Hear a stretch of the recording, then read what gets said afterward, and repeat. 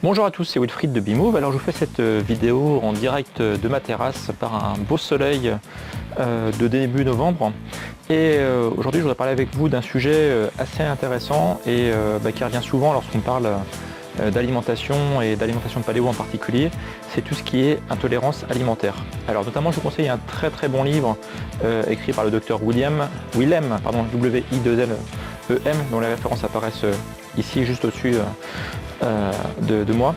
C'est un livre donc, qui traite des intolérances alimentaires, leurs sources, d'où ce que ça vient principalement, et puis comment faire pour essayer de les guérir. Et c'est un livre qui est extrêmement intéressant parce qu'il parle vraiment du fond du problème, en examinant donc tout ce qu'il y a autour des intolérances alimentaires. Et vous allez voir en fait que si vous lisez ce livre, vous aurez pas mal de pistes super intéressantes pour faire diminuer, voire supprimer une intolérance alimentaire. Alors ce que je voulais partager avec vous aujourd'hui en fait, c'était notamment la source. Pourquoi en fait on est de plus en plus intolérant aux aliments et pourquoi en fait on rencontre des gens qui sont intolérants aux œufs, qui sont intolérants aux noisettes, qui sont intolérants à tous ces aliments. Et on pourrait se dire normalement voilà, il n'y a pas de raison d'être intolérant aux aliments puisqu'en fait ce sont des choses naturelles. Notre corps est fait pour les digérer sans souci. Et en fait c'est pas le cas. Il y a beaucoup de gens en fait, autour de nous qui sont intolérants aux aliments. Alors, je vais vous indiquer donc les 6 raisons principales qui expliquent la source des intolérances alimentaires, telles que le professeur Willem l'a décrit dans son livre. Et puis je vous laisse marquer donc en dessous en commentaire, dans les commentaires de la vidéo, ce que vous pensez de ces recommandations, de ces sources potentielles d'intolérance, et puis si vous aussi vous êtes victime d'intolérance alimentaire.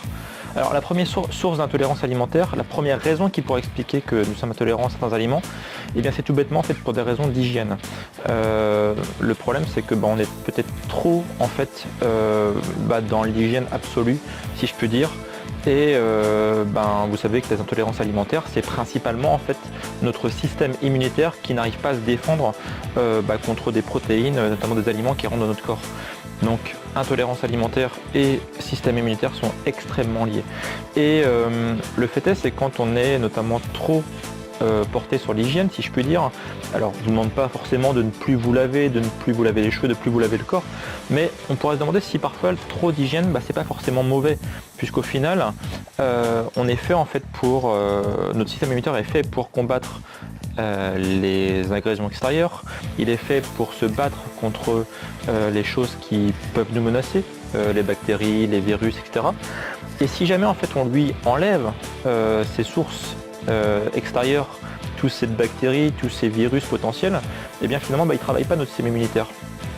Et quand on se lave tous les jours, au final en fait on n'entraîne pas notre système immunitaire à travailler. Donc on pourrait se dire finalement voilà, aujourd'hui j'ai pas fait grand chose, c'est dimanche, j'ai pas fait de sport, je me suis reposé, est-ce que ça vaut le coup que je prenne une douche? Est-ce que ça vaut le coup que je nettoie ma peau contre tous ces potentielles bactéries qu'il y a sur ma peau, mais finalement je les ai pas en fait, puisque ou j'en ai, mais finalement tout se passe bien, mon système immunitaire il travaille, il me protège.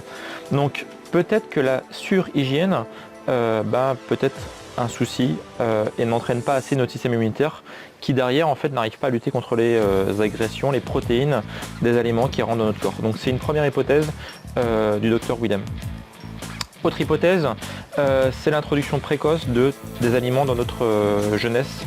En fait le problème c'est qu'il y a beaucoup de mamans en fait qui lorsqu'elles ont leurs enfants en bas âge qui vient de naître ou au bout de quelques mois, introduisent rapidement de la nourriture solide pour le bébé, comme les petits pots, etc. Et vous savez peut-être que notre système immunitaire met un petit peu de temps à se développer, notamment notre système digestif. Et le fait est, c'est que si jamais en fait on introduit trop rapidement des aliments dans notre corps, il y a des aliments qui passent donc la barrière de l'intestin et notre système immunitaire n'est pas forcément encore prêt à lutter contre certains aliments, contre certaines protéines qui arrivent à traverser notre intestin.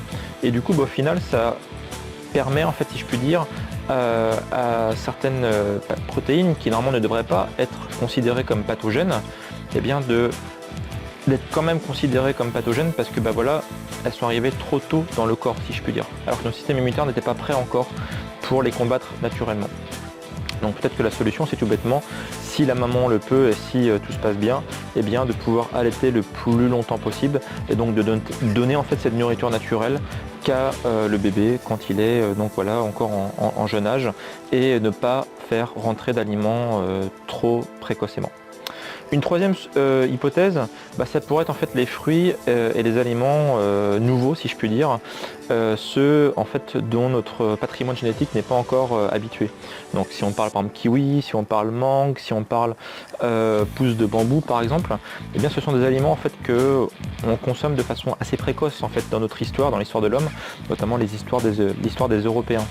Et finalement, est-ce qu'on pourrait se demander si on est prêt en fait à consommer ces aliments alors que ça fait des centaines voire des milliers d'années que en fait on n'en consommait pas. Donc ça pourrait être une explication aussi des intolérances alimentaires, c'est le fait de rentrer trop précocement, si je puis dire, dans notre histoire, des aliments qui historiquement on ne consomme pas. Donc ça c'est une hypothèse assez intéressante aussi. Quatrième hypothèse, c'est une hypothèse qui parle bien à ceux qui mangent paléo, c'est tout bêtement l'injonction d'additifs en fait alimentaires dans l'alimentation, notamment tout ce qui est alimentation moderne, tout ce qui est alimentation industrielle. On rajoute beaucoup de conservateurs, de E300 machin, E200 machin, etc. Et ce sont des composants en fait qui pareil n'existaient pas encore il y a quelques centaines d'années. J'aime bien souvent répéter que si nos grands-parents en fait, il y a beaucoup de choses dans les grandes surfaces que nos grands-parents en fait ne consommaient même pas de leur époque, si je puis dire. Donc encore une fois, oui, cette notion d'aliments qui ne sont pas encore complètement optimisés pour nous. Alors autant un kiwi, peut-être que d'ici quelques générations, en fait, tout le monde sera complètement capable de manger des kiwis. Autant par contre, il n'est peut-être pas logique que des E223, 224 arrivent dans notre consommation et on espère qu'ils ne seront jamais tolérés finalement, puisque ce sont souvent des aliments, des composés qui ne sont pas en fait faits pour entrer dans notre corps. Donc tout ce qui est additif alimentaire pourrait augmenter statistiquement les risques d'intolérance alimentaire. Autre hypothèse pour expliquer donc l'augmentation des intolérances alimentaires, c'est la présence de plus en plus importante des polluants alimentaires, notamment tout ce qui est métaux. Alors on entend notamment tout ce qui est aluminium, plomb, mercure, phosphore par exemple. Donc tous ces composants en fait il en faut un petit peu dans notre corps, sauf certains comme l'aluminium par exemple. L'aluminium est un composé qui ne devrait normalement jamais rentrer dans notre corps. Il faut savoir que c'est le seul métal en fait du tableau des éléments, le seul composant qui n'est pas présent du tout dans les organismes vivants. On rencontre de tout dans l'organisme vivant, on rencontre de l'or, du mercure en petite quantité, en fraction si je puis dire. Mais l'aluminium est un composant qu'on ne rencontre nulle part dans le vivant. Et pourtant, on le rencontre extrêmement souvent. Si vous prenez des déodorants, en fait, on va avoir de l'aluminium. Ça sert notamment principalement à resserrer les pores de la peau pour pas justement que la transpiration puisse sortir. On va le retrouver dans les vaccins. Voilà. Donc, on va le retrouver dans quand vous faites cuire un aliment au four, vous mettez une feuille d'aluminium au-dessus ou en dessous pour protéger en fait votre plat, pour protéger l'aliment. Mais peut-être qu'il y a des composés infinitésimales d'aluminium qui rentrent dans les aliments et que vous ingérez. Donc tout ça fait qu'au final, on va avoir de plus en plus statistiquement d'aluminium dans notre corps, alors que c'est un composant qui ne devrait jamais rentrer dans notre corps. Donc tout ça fait qu'au final, c'est composé. Donc après voilà, il y a le mercure aussi qu'on trouve dans les plombages des dents. On va avoir le plomb, vous savez aussi, pareil, qui est toxique à très grande quantité. En fait, tous ces composants en fait peuvent bloquer le fonctionnement de certaines enzymes, notamment des enzymes qui sont là pour détruire certains éléments, notamment, on pense notamment au gluten, aux certains composants du lait aussi. Notre système immunitaire devrait normalement pouvoir lutter contre ces allergisants, on va dire naturels, mais lorsqu'on est en fait exposé à certains métaux lourds en très grande quantité, en fait c'est le fonctionnement des enzymes qui sont censés détruire ces allergisants, ne fonctionne pas comme il faut. Et au final, notre corps qui devrait pouvoir tolérer, on va dire en petite quantité, certains polluants, certains allergisants, au final ne les tolère pas et votre corps du coup réagit de façon négative. Voilà, donc en fait voilà, ça fait quand même une liste assez conséquente et Au final, eh bien, on peut se dire que si jamais vous mangez paléo, puisqu'en fait voilà, c'est un peu la thématique de cette chaîne, si vous mangez paléo, statistiquement vous augmentez la probabilité de supporter, ou plutôt de ne pas être, de pas avoir de problème, on va dire, d'allergie alimentaire, ou au moins de les diminuer.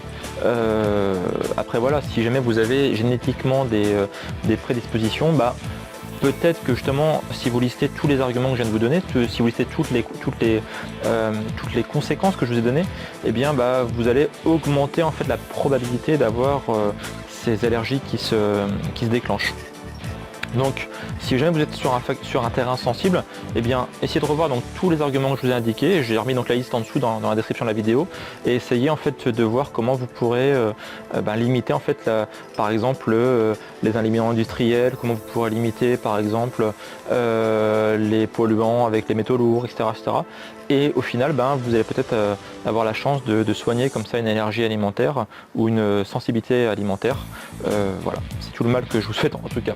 Voilà, donc n'hésitez pas à mettre dans les commentaires donc si vous aussi vous avez une allergie alimentaire, ou si vous avez des prédispositions pour ça.